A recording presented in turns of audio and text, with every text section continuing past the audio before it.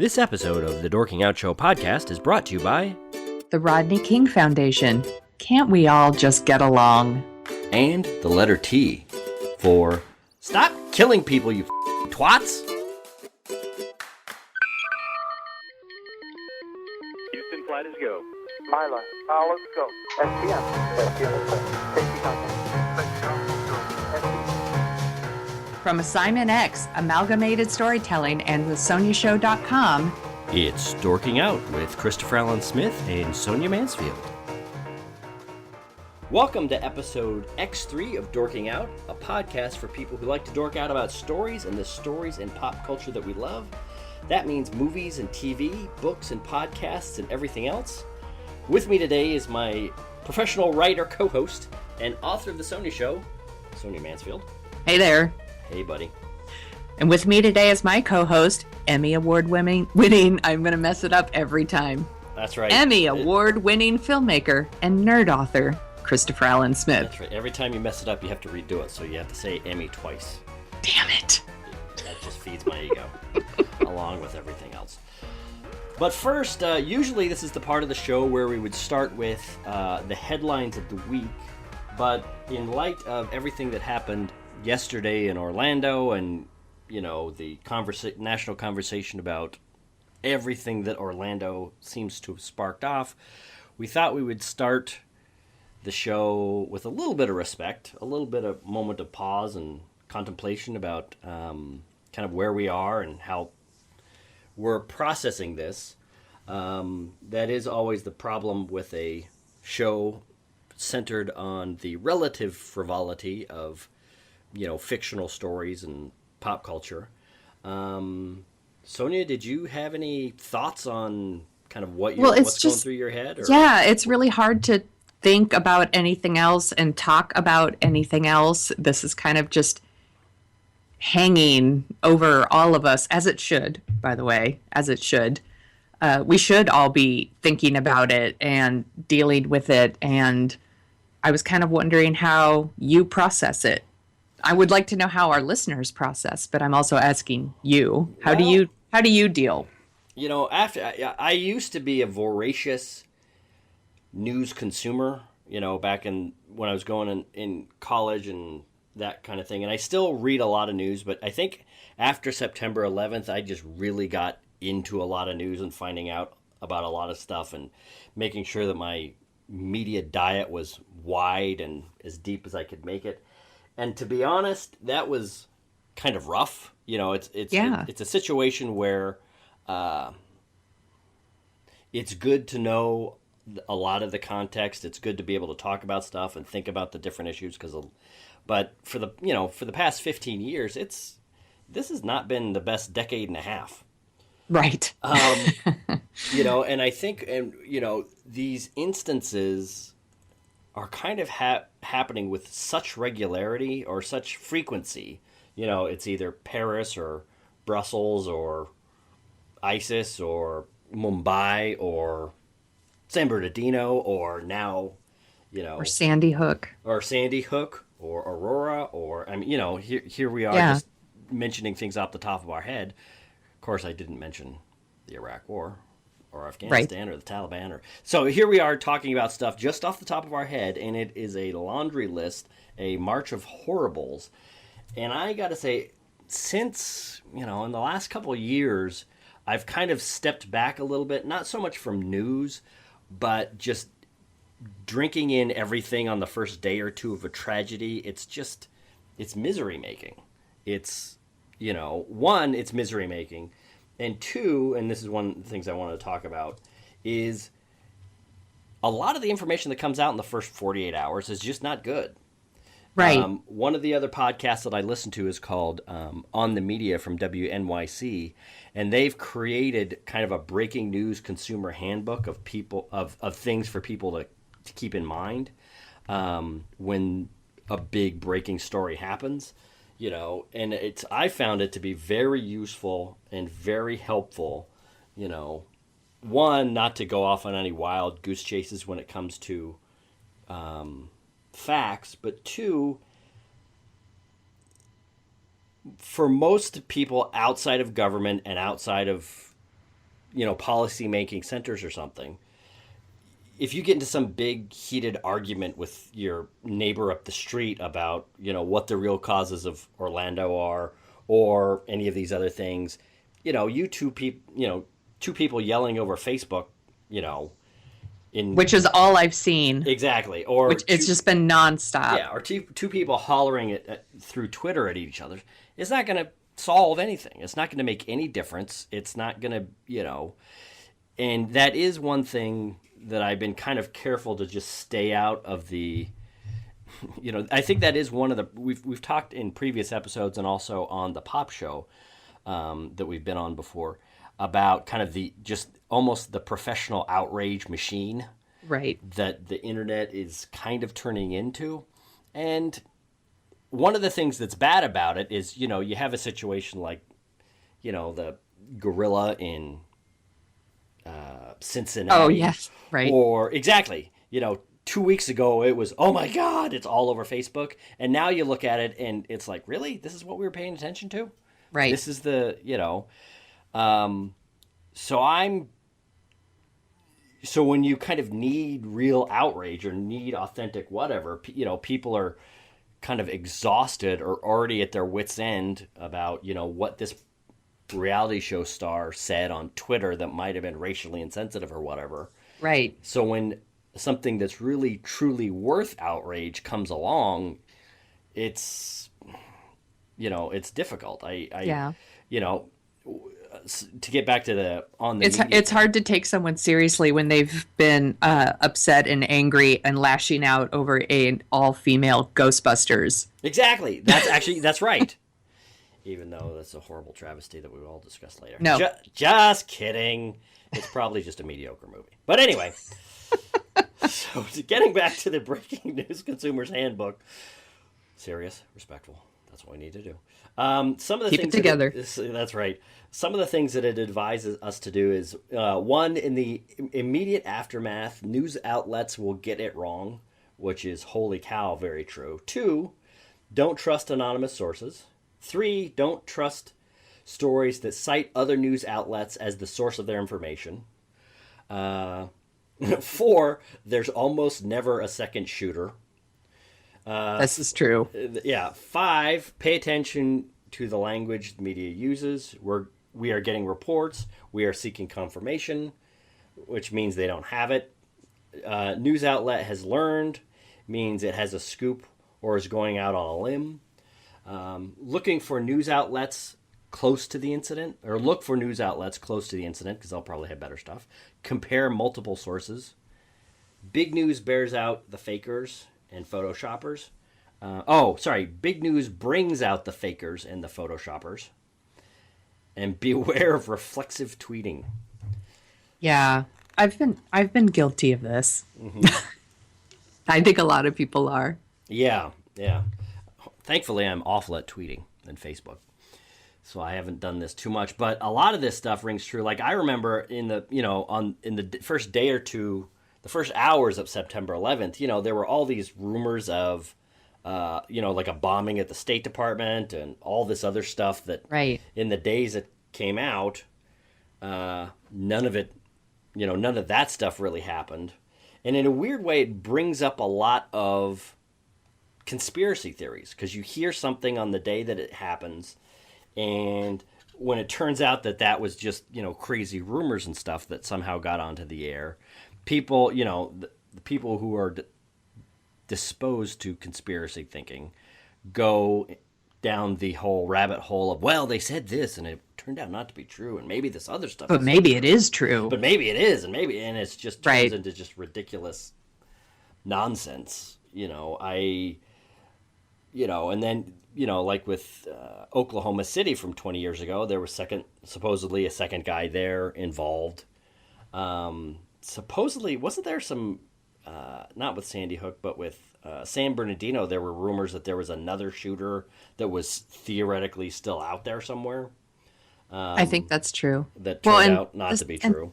And there's a whole bunch of Sandy Hook truthers who are, I think, might be some of the worst people in the world. Yeah.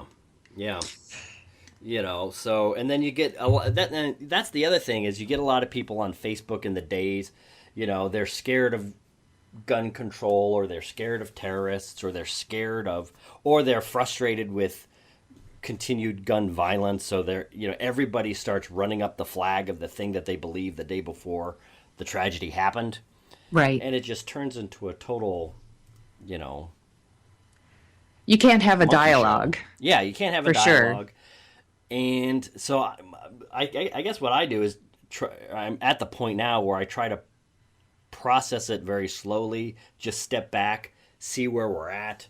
Because even today, if we had been doing this podcast 24 hours ago, the story of Orlando would seem pretty different from more things that's coming out now. Yeah.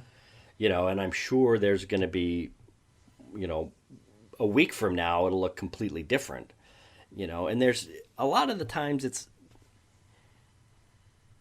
there's no real wisdom that comes from popping off in the first 48 hours. Yeah, I heard about what happened Sunday morning and, read a little bit of news, wanted to know what happened.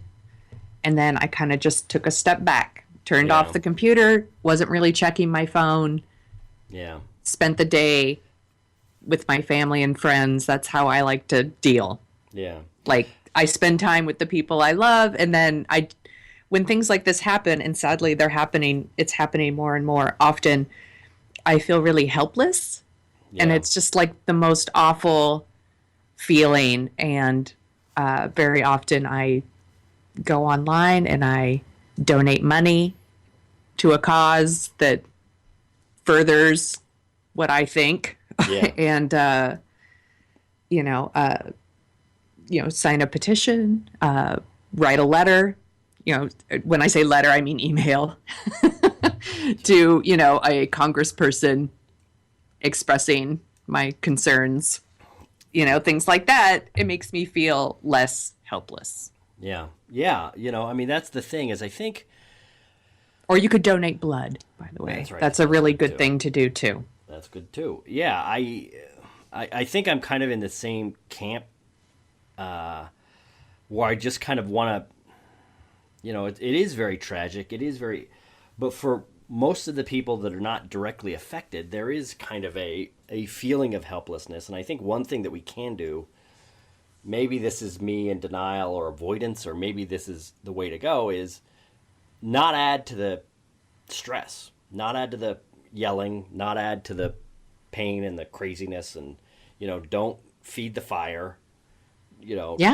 Talk to your loved ones, be close, but don't, we all have that friend on Facebook that Don't throw gas on the fire. That's right. We all have that friend on Facebook that loves to talk about everything and be an armchair quarterback. Right. What they should be doing is starting a podcast so people will listen to them talking. But anyway, point is, step back. Nothing is going to change in the next 48 hours. You getting into a fight or an online skirmish or whatever with a friend or loved one, or, getting into a big argument with your family members or your spouse or whatever, is not going to make any difference in any way. So I guess, step back, chill, mourn for those who have lost something. Try to do, go out in the world and do something better, whatever you think that is. And we're not going to make any judgments here. Although Sonia's judging silently right now, I'm sure. I am. But always judging. That's right. Not always silent, though.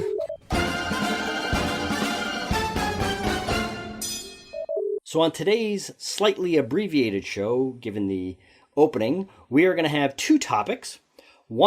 Topic one, is comfort movies and TV shows. Now, these are movies and shows and stories that we go to when we're having a week like we're having now. Things are kind of sad, dark, and depressing out in the world, and sometimes we want to be comforted or find some solace or escapism in entertainment, which is why it's there. So we're going to talk about kind of shows that Sonia and I watch for comfort. And then topic two is we're going to start to build our cred with you as film lovers and film critics. And we're going to do that by showing our work. We're going to talk to you about some of our favorite TV shows. So when we then tell you that some new show is great or awful or you should definitely see it, you can think back about what we've said or some of our favorite things and think, all right, yeah, I guess I will listen to Sonia. Or, no, I don't think I'll listen to Chris. He's, I don't like his shows. Even though if you don't like the show that I talk about in this episode, it just means that you don't like comedy. So anyway, point is, now on to the headlines. We're trying out something a little bit different this week. We are going to kind of skip through a lot of headlines and then only talk about a few. Because we know by now, by the time you get to us, you've probably heard a lot of this news. And if you hadn't, what you should do is go over to dorkingoutshow.com and sign up for our newsletter, because all of the links to all of the news stories that we use to make this show are there. So if you hear anything in these headlines that you don't know about, come to us and we will point you in that direction. Here endeth the plug. So, headline number 1.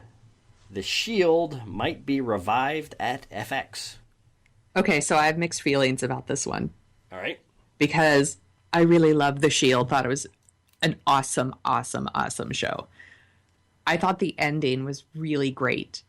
Like, not great, like, it was a downer, but a really great ending. And I'm afraid that they'll kind of ruin that ending by prolong. But at the same time, I'm like, well, if he has a really great story to tell, I want to see it. Yeah. So I'm like of two minds about it, but my instinct is don't do it. It could. Like I kind of don't want to know what Vic Mackey's doing now. See, that's the thing. And now, everybody, we're going to spoil a show that is finished 10 years ago, maybe. What was it? When did it finish? Anyway, 2000, at least. Yeah. 2007. Don't check my math. It's a show about kind of a corrupt Rampart style LA based police squad that go and they fight gangs, they fight drugs, but really they're pretty much corrupt to the core. And the show is about them trying to keep their corrupt enterprises going while ostensibly being cops. They're fighting off enemies kind of in the drug world and also good cops who are trying to rat them out inside. And spoiler, what ends up is this was one of those, for me, this is one of those shows that is made great by doing an appropriate ending. They kind of looked at this Vic Mackey, one of the biggest villains in television history, said, how would things end for a guy like this? He's very smart, very brutal, very cruel.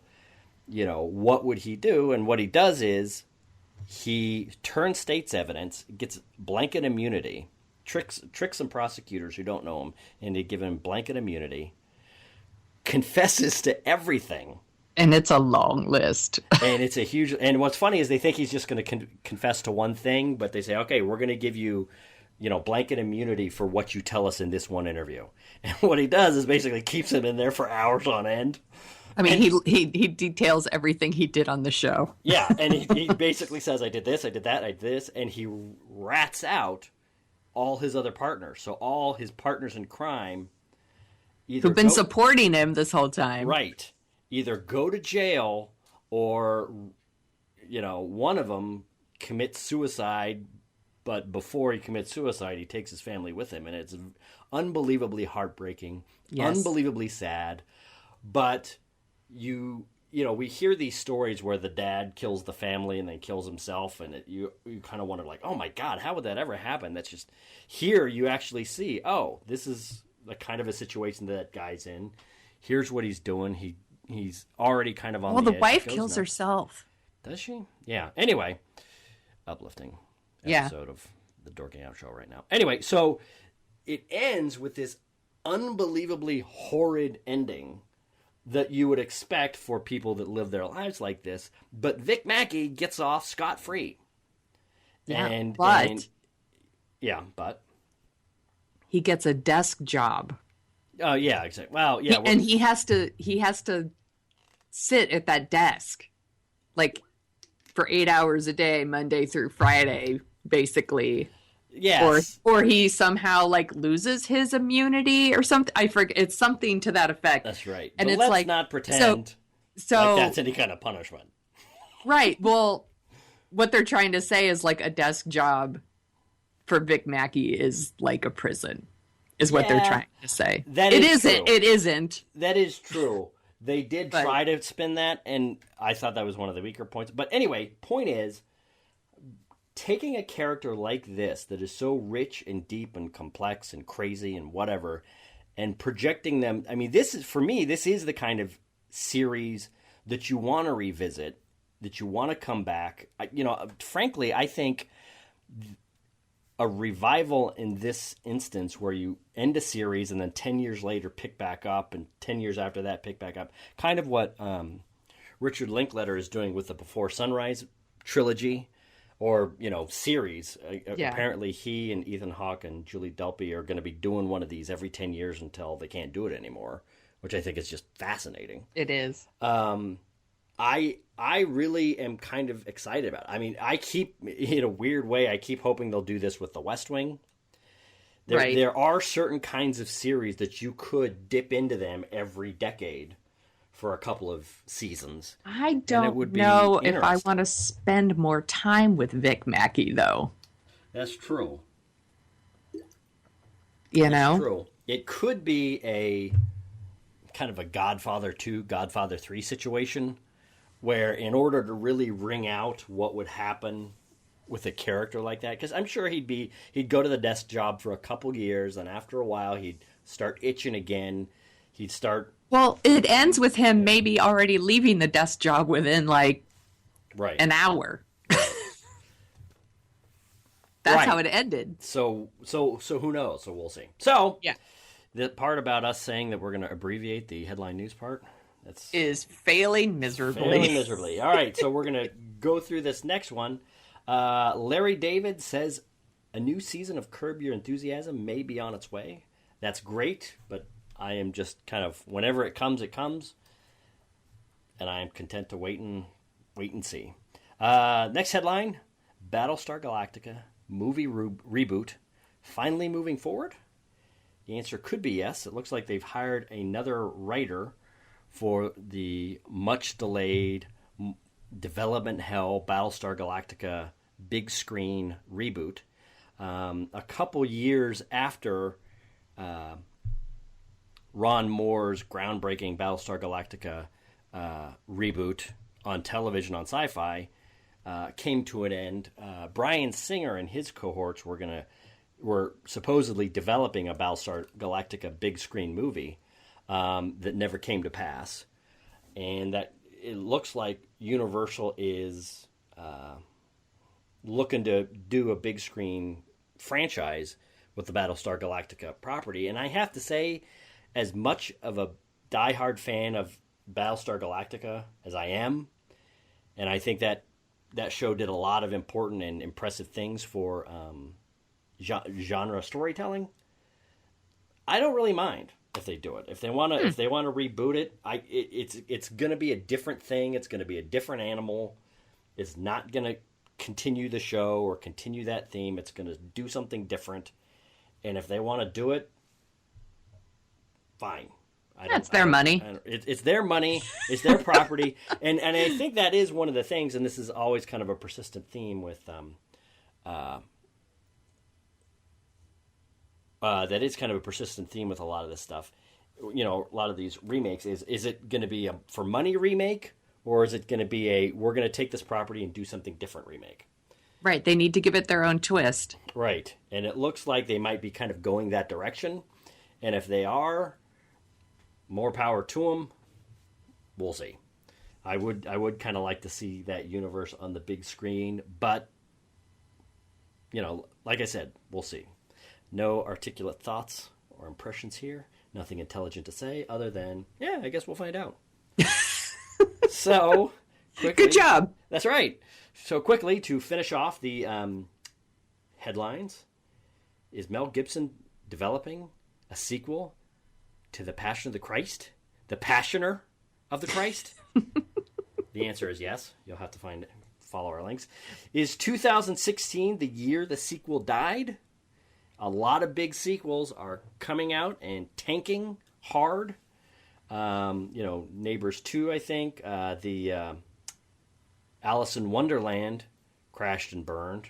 Good. There's a couple others that have come out. But no, 2016 is not the year the sequel. Oh, Teenage Mutant Ninja Turtles.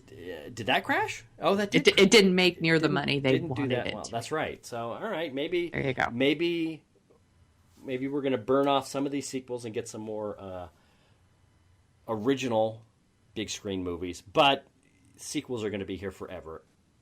Film critics, film theorists, people interested in movies need to accept the fact sequels, and lots of them, are here to stay. That's the way it is. But it's the way it's always been. That's right. We have a link to some interesting stories about that, or an interesting story about that. Michelson talks about the Rogue One reshoots. We have a follow-up about the Rogue One reshoots that we talked about last week. One of the actors working on it says that they're really much ado about nothing, but we'll see. Then there's Netflix Stranger Things preview. Did you see this preview? Yes, I did. What'd you think? I think it looks really great. I thought it looked kind of like Super 8. Mm-hmm. It reminded me of Super 8, a movie that came out a couple years ago that I really loved, and also reminded me of Spielberg. So I wasn't surprised when I clicked the link and watched the preview, and the article itself also says it's kind of like Super 8. I'm all, oh yeah, it is. Well, I mean, that's the thing, is J.J. Abrams, who made Super 8, basically said, this is my love letter to Spielberg and the Amblin movies of the late 70s and early 80s. And holy cow, that preview hits all of those nostalgia buttons for me. It looks really great. Yeah, so if you want to see that. And it's got Winona Ryder in it, everybody. That's right. So if you want to see that, get our newsletter, and we will send you a link. And then this one just came up today. I thought there was a unmade sequel to Independence Day that they were going to do right after September 11th. That was basically the aliens and Earthlings make peace. The end. The end. And that was it. The end. You got to read this article. Roland Emmerich talks about. He talks about what he and Dean Devlin were going to do for an Independence Day sequel in the early 2000s. Part of me would really like to see that movie, and part of me is glad that they didn't make it. So, Independence Day, we come in peace. The Independence Day movie you're never going to see, but you know you want to. Want more dorking out with Chris and Sonia? Well, there are a few simple things you can do. Share this program with a friend. We're assuming you have friends. It's easy. Just go to dorkingoutshow.com and you'll find our podcast links, our SoundCloud account, our YouTube links, our Facebook links, our Twitter links, our Tumblr links, and all our other links. And links. Grab one of those links and get to sharing. The more people listen, the more we make. Make all your friends envious with the cool podcasting choices you've made as a modern trendsetter. Our audience research shows the Dorking Out Show podcast audience is the smartest, most attractive, least prone to baseless flattery in the entire podcasting world. So get those links and get to sharing. Now, on with the show. All right, topic 1, comfort movies and TV shows.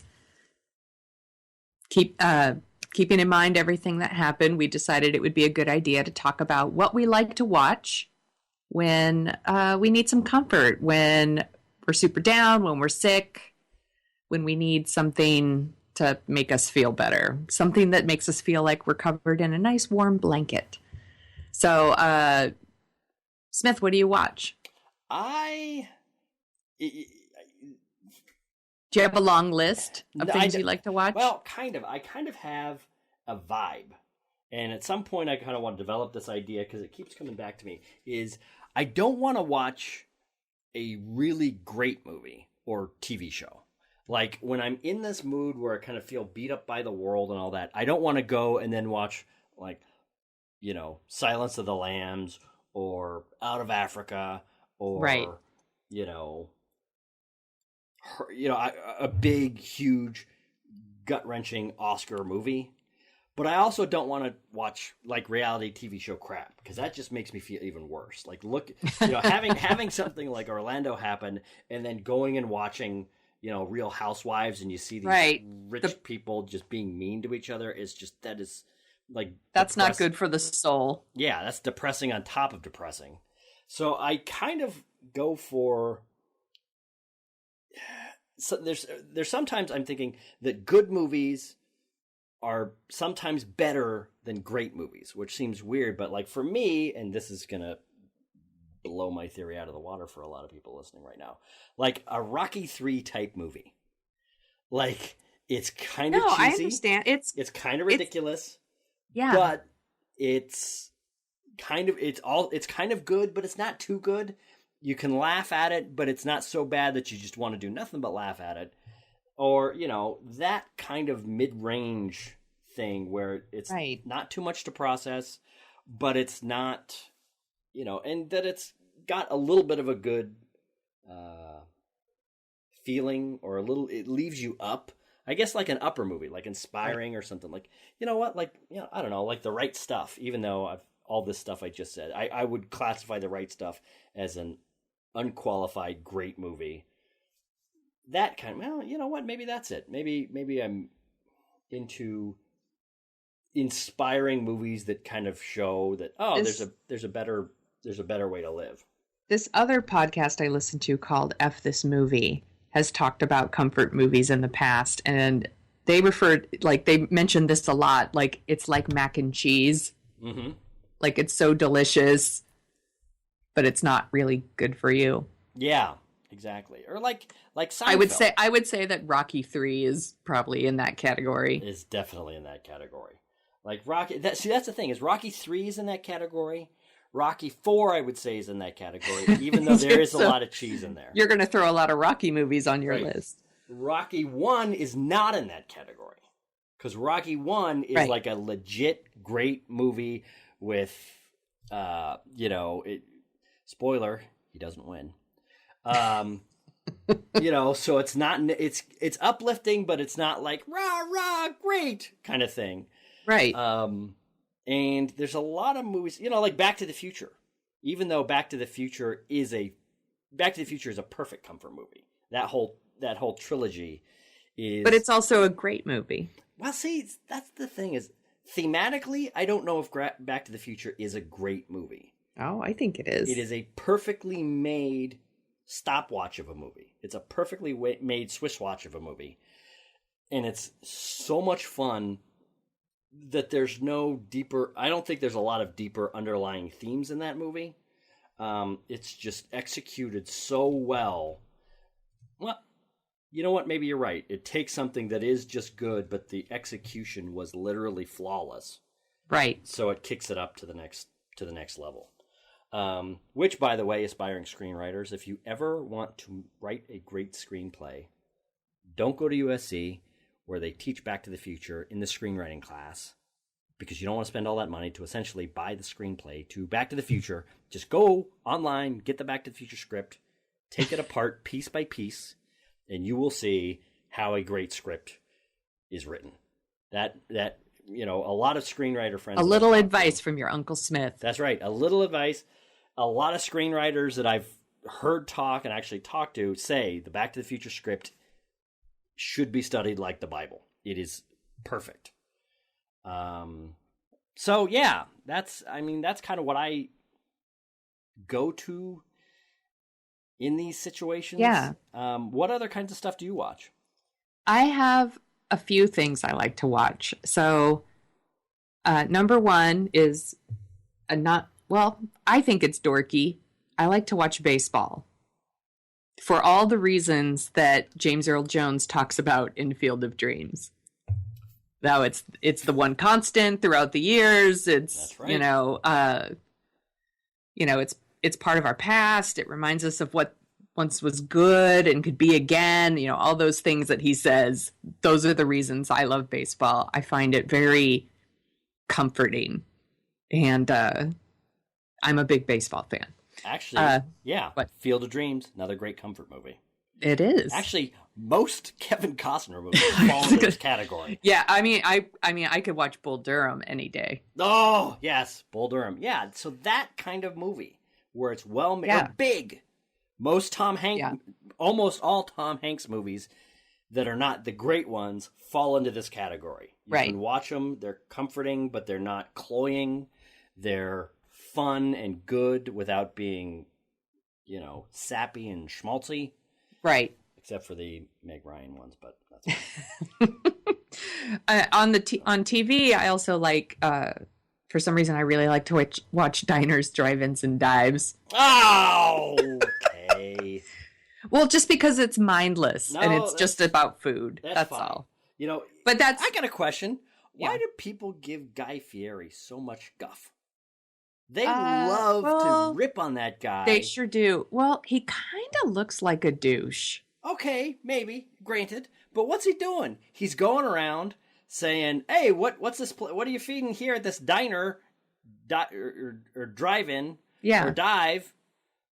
I understand that people don't like him, and I think it's 100% like based on the way he looks, and I think, and there's a whole like foodie, thing where they kind of look down on the kind of food that is featured on a show like Diners, Drive-Ins, and Dives. Oh, okay. So hoity-toity snobs. Yeah, but all right. I quite like that kind of food. Yeah. I guess I find it comforting. Yeah. And I like watching the show. I think it's interesting. And I like he goes to a lot of family restaurants. Yeah. Where the restaurant's been in the family for a long time. A lot of people with great ideas that, are excited and passionate about food. And I think that's cool. Yeah. No, I hear you. And that's the thing is, it's so funny how we pick out people to vilify. Yeah, culture. He's one of those people. He's one of those. He's a punchline. He's the punchline for sure. Probably 25 people on Pick Your Housewife show above him. Every person on whatever housewife show you want to pick is worse in 1,000 ways than him. But for some reason, people just love to rip on him. Well, he's a pretty easy target. He is a pretty easy target. But I like that show. I find it comforting. I've had to defend it to people where they're like, really? And I'm like, yes, I like it. You should watch it. It's fun. Yeah, see, that's the thing. And I'm like, and you'll want to eat there, so shut up. At some point, we are going to have a big discussion on reality shows. Yeah. And on the scale of reality show crimes, I'm not even sure. I'm not even sure he would even register. Exactly. The charges would be thrown out. It's fine. It's it's like these home improvement shows or whatever. Yeah. They go in, this place is messed up, rip everything out. Oh, we're going to have a problem fixing this. Then they fix it, and then it's done. You don't have people destroying each other or lying or scheming or any of that kind of stuff. Anyway, all right, so when it comes... I had a couple other things on my list, movie-wise. All right, let me hear it. Okay, Hard Day's Night always makes me happy. That is a funny movie. It is very funny, and the music's great. I think musicals in general are something that it's good for the soul. Yeah. So, I like to watch Grease, but I'll pick Hard Day's Night over Grease. My son loves Hard Day's Night. He's wanting to get in He is smart. Comedy, and he's freaking out for the Beatles right now. So that movie is perfect. It is such a great movie. I mean, it's just a hilarious movie with awesome music. It's the Beatles. Come on. That's right. It's way funnier than you think it's going to be. People who've never seen it, you should see it. It's funny. A little known fact, the director of A Hard Day's Night also directed Superman 2. I do know that. Well, he kind of directed it. Richard Donner directed a whole lot of the scenes, and then he got fired because he was too great. He was too awesome. That's actually kind of true. We'll get into this someday. And they brought in, not Richard Lester. What's his name? The guy that directed Hard Day's Night, and all of the crappy... His name is Richard Lester. Is it? Oh, no kidding. Okay. So he came in. All of the ridiculous, dumb jokes that are in Superman 2 came from him. You can almost see which scenes were directed by who, by where the dumb jokes are. Yeah. But anyway, even though Hard Day's Night, actually, what's funny about the Hard Day's Night is that is the template for bands making a movie.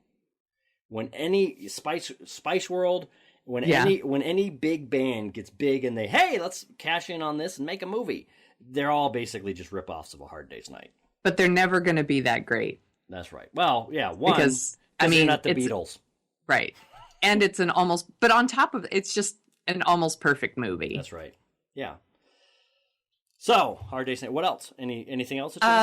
One more. Mm-hmm. Have you ever heard of Real Genius? Oh! Yes, I have heard of Real Genius. I love this movie so much. And I find it to be so very story. Comforting, and it just makes me so happy when I watch it. It's like a way better Revenge of the Nerds. Like, yes.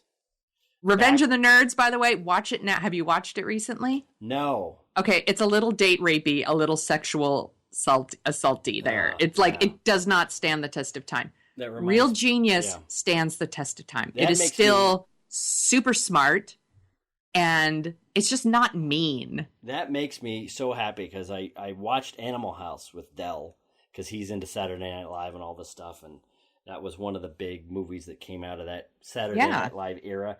And there's some date rapey stuff going on in that movie. It's such a bummer when you watch movies. This is something we could talk about someday. Movies you used to love that you watch now, and you're like, that's not right. Well, that's true. Like 16 Candles. Well, see, that is true, and we will have to talk about this because there's a lot of interesting. It's like, and I think we might have talked about this before, but we will definitely need to talk about it again. Is what do you do with a piece of culture that's old and has kind of the marks of its time on it? Yeah, but there's still a lot of good stuff there. Because I mean, I'll give you. There's like 16 Candles at this point is like. Which is also, for me, kind of a comfort movie. Sure. Which is, it's this weird half, really well thought out and constructed and portrayed image of what it's like to be a kid in high school and trying to figure things out. And half stereotypes of the 80s. Oh, so awful. All crammed together. That part is so terrible. So, but Real Genius is not those things. Yeah. It is just a very, very smart, funny movie. I just love it. And every time I watch it, it makes me happy. Yeah. Well, here's something funny about Real Genius is I believe Dean Devlin, back when he was an actor, was in that movie. Oh, really? And then he went on to work with Roland Emmerich, writing scripts. Yeah. Made Independence Day. Made Godzilla. Then he hired you, me, and Anthony Ferrante, the director of Sharknado. Yes. For a little outfit called eonmagazine.com. The first greatest science fiction news magazine on the web back in the late 90s. Yes. Before So we were doing it before it was cool. We were doing it before it was cool.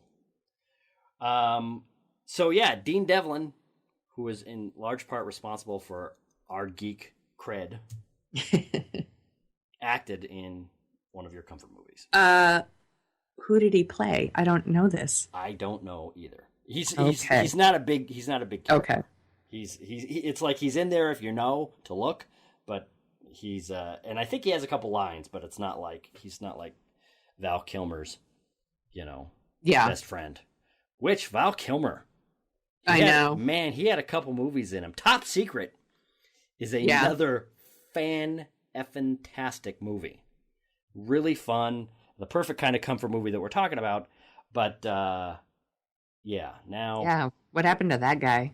He got a big ego, and he got fat.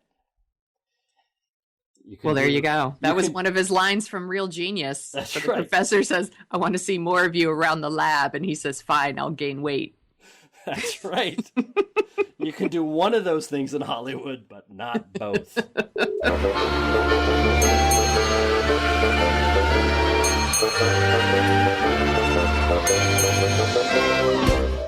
topic 2, and we've teased this before, but now we're really going to do it.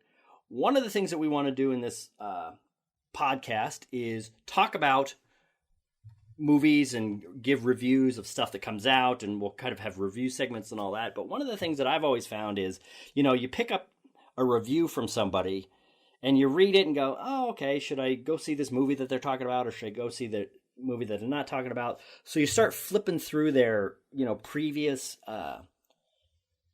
reviews, and then you find out that they hated with a passion your favorite movie of all time.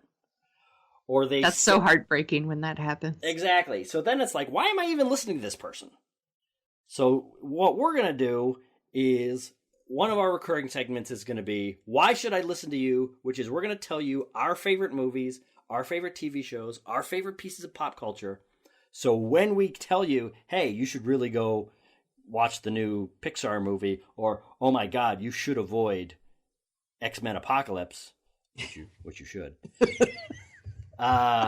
You'll know, hey, I agree with Sonia, and Chris is full of it. So whatever Sonia says, I'm going to go with. That sounds about right. That's right. He said to flatter her, and she didn't even notice. But, so, tonight's topic, favorite television shows. Sonia, what is one of your favorite television shows that people should use to judge you and your critiquing acuity? He said complexly for no reason. Okay, so one of my favorite TV shows. So before there was The Wire, there was Homicide: Life on the Street.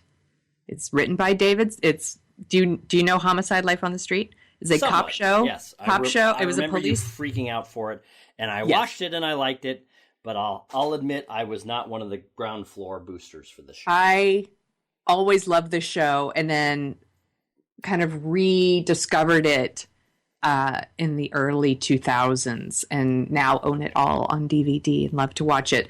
So before David Simon wrote Tremaine, The Wire, he was a reporter for the Baltimore Sun on the cop beat. And he spent like a year in the homicide department, and he wrote a book called like Homicide: Life on the Streets. And then that book was converted. Well, it was converted. Converted into a TV show in the 90s on NBC. And it is, I think, one of the best shows on network. That was one of the best cop shows on network TV. It laid the groundwork for things like The Shield and NYPD Blue. And it's just such a great show. It really, just everyone's so great. And Andre Braugher, Kyle Secor, Richard Belzer, who played the same character from Law and Order SVU, started on Homicide: Life on the Street. I forgot about that. And Melissa Leo, who's now an Oscar winner, was on Homicide: Life on the Street. No kidding. And it's just like, it's one of those first cop shows, one of the first cop shows I remember in which they didn't always catch the bad guy. There was a lot, it was shot like a movie, a lot of like jump cuts, and like the editing was really unusual, multiple storylines per episode that sometimes they didn't resolve. They did like a whole episode where it was just like a play, basically. It was like in the interrogation room, and it was like the two cops just interrogating this one guy. I think I remember hearing something about that. It is such a great show, and it's an amazing book, by the way. It's such a great book. I think I have actually listened to the book.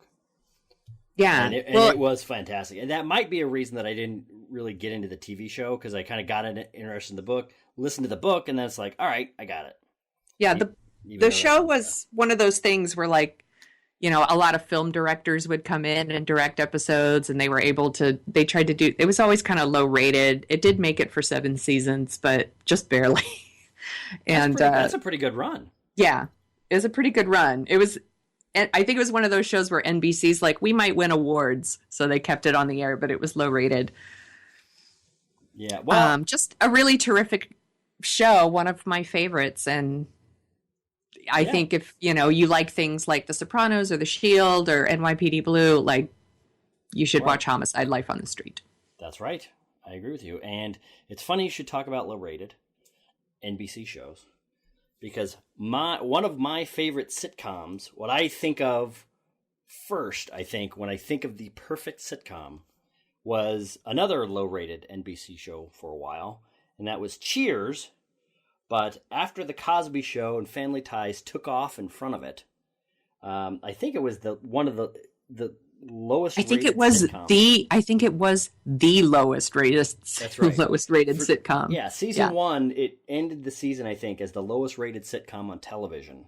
But they kept it on the next year. I think it was Cosby went on, took off like a rocket. Family Ties with Michael J. Fox at the height of his Back to the Future fame. That show was on, took off like a rocket. And with both of those as lead-ins, people started to watch Cheers. And for my money, Cheers is far and away the best sitcom of the 80s. But it's also much better than The Cosby Show.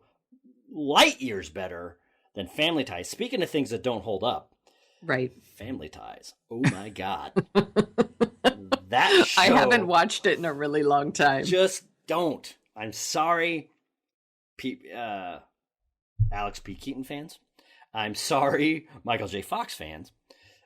I'm sorry. Yeah, it does not hold up. Just don't try it. Anyway, but yeah, the thing that I think I love about Cheers is the producer said what they wanted to do was give the audience a feeling of hanging out with friends in a bar and give that kind of vibe that you have when you go out and you're having fun on a Friday night, or you're having fun at the end of a long, hard day at work, and you're blowing off steam.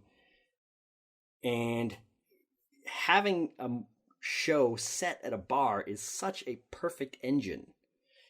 Every once in a while, a TV show comes along where it sets up within its premise such a perfect engine for telling any kind of stories in that area.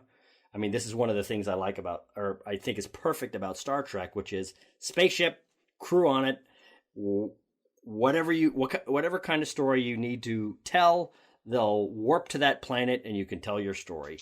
Cheers, it's every kind of human interaction, people falling in love, falling out of love. Ted Danson, Shelley Long,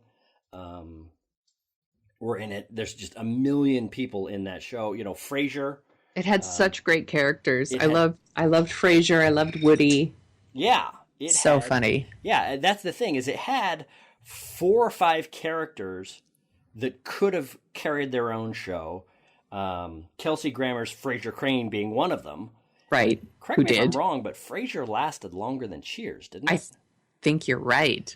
Anyway. They did another spinoff, too. Did they? Do you remember the Tortellis? Oh, that's right. I did not see that. Perhaps they chose poorly when it came to what character they were going to spin off. I would have watched the crap out of a Norman Cliff show. Right. Oh man, but not the Tortellis. Yeah, and it's funny. The joke construction was so kind of sweet and smart. At the same time, they weren't afraid to get serious, kind of have a very special Cheers, but they never did it at the expense of the humor. And even in the darkest times when Sam and Diane were, in love, but their relationship was shaking itself apart. Right. It could be so funny. And so, whenever I talk to anybody about, writing scripts or writing, how you do humor, one of the jokes, there's a joke that I saw 30 years ago at this point on Cheers. It was one of their cold opens, where, a guy comes into the bar and he's reminiscing, goes, "Oh boy, I haven't been to Cheers in 30 years. Like he's moved away from Boston, which is where the show, he comes back, for some high school or class reunion at, Harvard or something. And he goes in and he says, "Oh yeah, I haven't been to Cheers in years. I used to be here all the time. And this, they've changed this and they've changed that. And, this used to be over there and that used to be over here. And I remember, they used to have that picture. It wasn't where it is now. It was over there behind Norm." The idea being that Norm has been there for 30 years and not moved. And I've completely mangled that joke. But I get it. The basic construct. See, that's the thing, is some dude or woman, probably a dude in that era, wrote a joke on Cheers 30 years ago, and I've remembered it enough, and it was funny enough that even when I mangle it, it makes you laugh. Even when I tell the worst version of that joke, setup and punchline, it still gets a laugh. And that Cheers is also a really great example of what to do after you've got your couple together. Mm-hmm. Because they got them together really fast. Like, it was in the first season. Yeah. Like, they hooked them up. And it was like the show never became unfunny.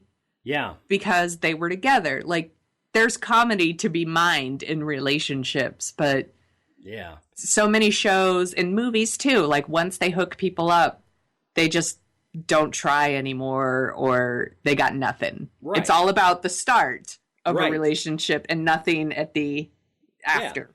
Yeah. It's all about that new relationship energy. Yeah. It's all about that, will they, won't they? They finally get together. And I'm wondering if comedies have an easier time of this than dramas, because in dramas, like one of the other shows that we're not going to talk about, it was one of our favorites, but it was big when we were younger, which is Moonlighting. Right. Is Sybil Shepherd and Bruce Willis in his first big Hollywood role. And I used to love Moonlighting. I loved Moonlighting, and they bickered back and forth, and eventually when they got together in like the middle of season 2 or 3 or whatever it was, the show never recovered. It was way down. It was like 4th season, I think. Okay, but I would argue the show wasn't very good by that season at all. Anyway, it had nothing to do with even hooking them up. Maybe. But I feel like once they hooked them up, they really didn't try anymore. Well, that's interesting, because once you hook them up, a lot of the tension of the storytelling kind of bleeds out, and it's like, oh, we got it. And watching a happy couple be happy is never near as much fun as watching two good people maybe getting together, maybe they won't. But for a comedy, watching a couple like Sam and Diane realize that they've gotten together and they don't want to be together, or they shouldn't be together, or they feel like they want to be together, but in reality, because of their personalities and their temperaments and whatever, it's just not a good relationship. Watching that rip itself apart is just, that's good. I mean, what did they write? 3 whole seasons of them either being together and being not miserable, but, being together and at each other's throats, or ripping themselves apart and then they're over. That's good stuff. Yeah. Good pick. That's right. So my pick is Cheers, and that's why you should listen to me. Sonia, your pick is Homicide: Life on the Street. And that's why you should listen to her. Have a good week. All right, bye. Bye.